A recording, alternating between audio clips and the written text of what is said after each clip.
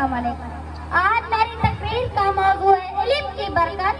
کسی شاعر نے کیا خوب کہا ہے، سعادت سعادت عبادت ہے علم، حکومت ہے دولت ہے طاقت ہے علم. جناب اعلیٰ، علم ایک لازوال دولت ہے، اس کو جتنا بھی خرچ کریں اتنا ہی بڑھ جاتا ہے. علم ایک نور ہے، یہ ایک ایسا چراغ ہے جو ہر اندھیری رات کو خوشحالی سے روشن کر دیتا ہے. آپ دیکھتے ہیں کہ موجودہ دور میں جتنی ترقی ہوئی ہے وہ سب علم کی ہی بدولت ہے. ریل سے ہوائی جہاز تک، ریڈیو سے کمپیوٹر تک، ٹیلی فون سے موبائل تک، سب علم ہی کی بدولت ہے. جہان میں 400 علم کی فرما روائی ہے، میں جو سچ پوچھوں تو نیچے علم ہے اوپر خدائی ہے. جناب صدر، اگر علم نہ ہوتا تو زندگی کی ہر ایک شعبے پر جہالت کی دھول چڑھائی ہوتی.